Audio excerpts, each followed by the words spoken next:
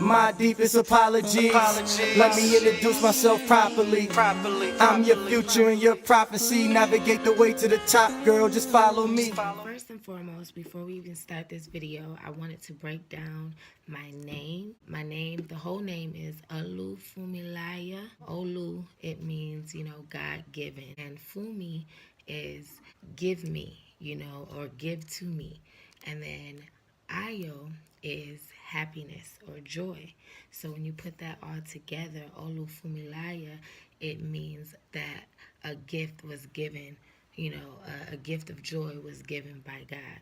So, depending on how you want to, say it, the long version or the short version, you can even call me Fumi, and that is give to me. Olu Fumilaya.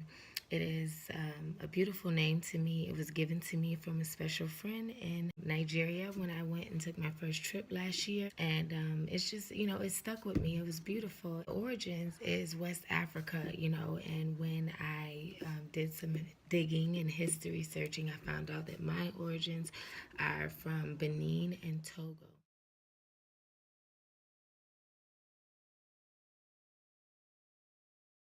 To experience Africa, period, as an African American, but to find out that your ancestors or the spirit have led you somewhere where your origins come from was just a beautiful feeling to me. Yeah, I just wanted to break that down because when I do my introduction, hey, what's up, y'all? It's Goddess Fumilaya or Goddess Fumi.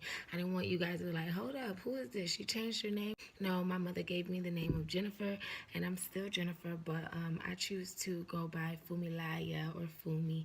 So either one. This video is basically inspired from a social media post. It's a group, and they added me in and they preach about sisterhood and unity and everything like that. And I thought it was a beautiful thing. One thing that I noticed that, especially when you get a group of people together, there's always going to be someone on there that feels that their way or what they've studied or their favorite ancestors' way of doing things is the correct way. I just wanted to remind all of you guys, because I know a lot of people like me when I was new on my journey, it was kind of confusing and you trying to figure out what it is. Let me tell you, what it is within you, period. Knowledge of self is not a religion. Consciousness is not a religion.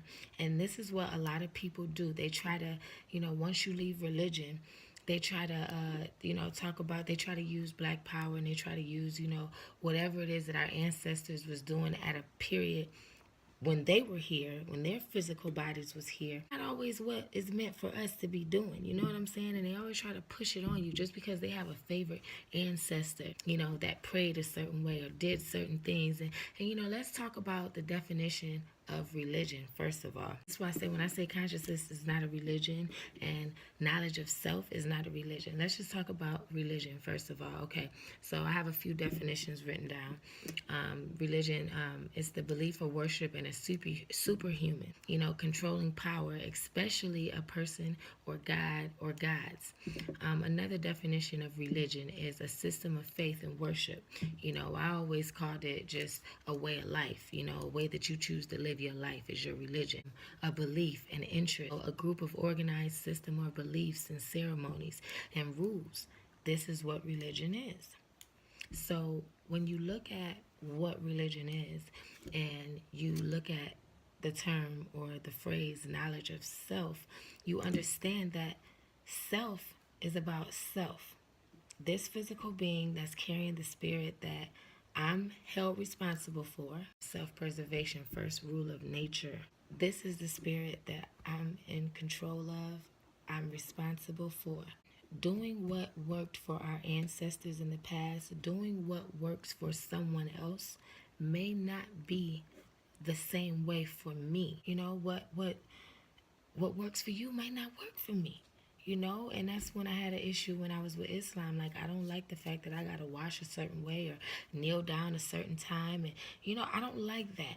I don't like that. I like to, if I'm in the shower or I'm just laying in my bed, if I'm chilling in the car driving or whatever, and I want to talk to the creator or thank the universe and have this, connection, I can do that. I don't have to do it the way Muhammad did it. I don't have to do it the way Jesus did it. I don't have to do it the way Isis did it. I don't have to do it the way Oshun or, this is, yes, this spirit, we're all connected, but we're all separated into different physical forms for a reason.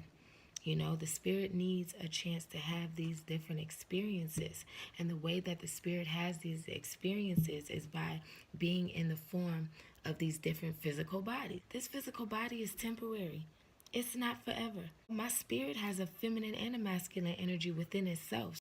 Everyone is not meant to be a leader. Everyone is not meant to be awakened.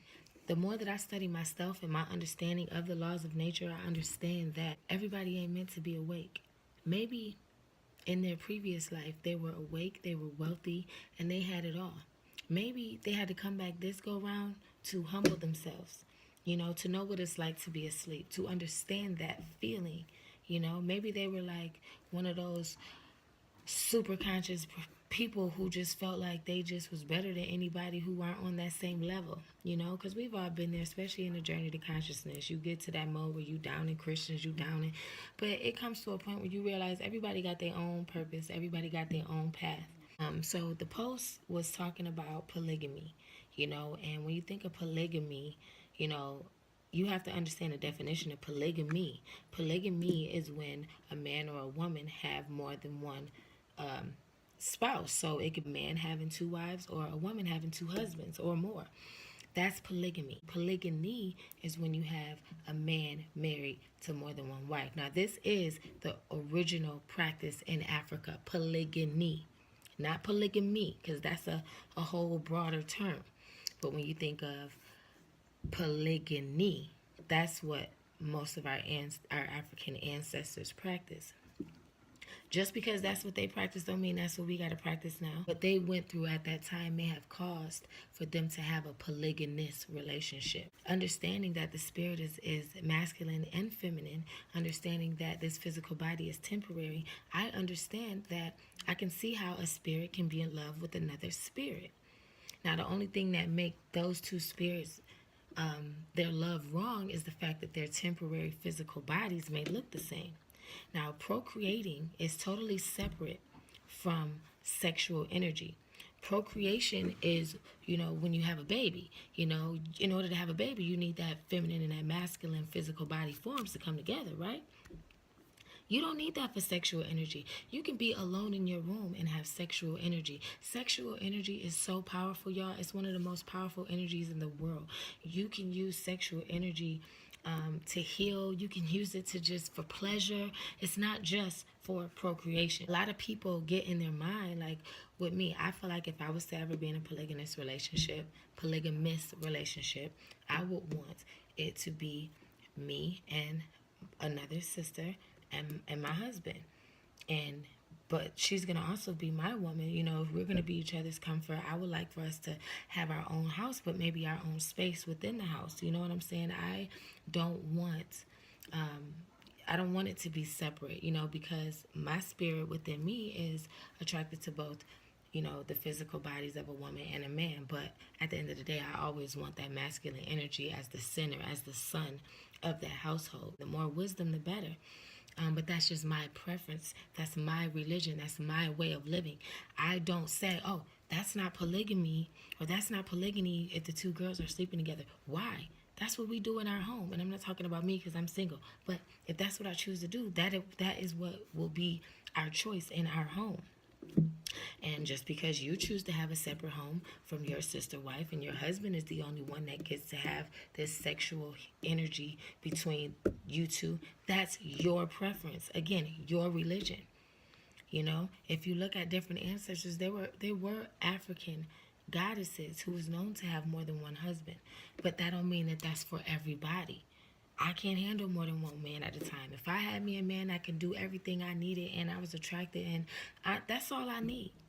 Now, women, I may want to have a bunch of wisdom around me. It's this, it's all preference. But I'm tired of people using religion or using consciousness or knowledge of self and trying to box it into a way of life, into a way of religion. Just because our ancestors done it, that is what worked for them. Okay, this is why we know that we call a lot of them gods and goddesses, because they lived their life. They did what they were supposed to do.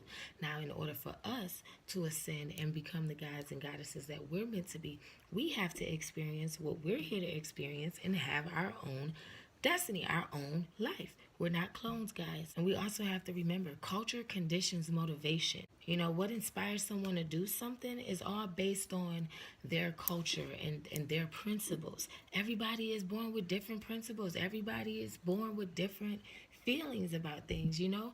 We can't keep trying to make knowledge of self and consciousness a religion. Knowledge of self is doing what's best for you, doing what makes you feel good, praying how you want to pray, living the life that you are put here to live.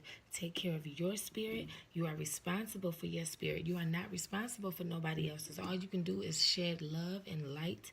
If they don't accept it, that's on them. Has nothing to do with us, and keep it moving. And yes, y'all, I'm at work. You know, that's mostly when I'm on my social media, is when I'm here at work.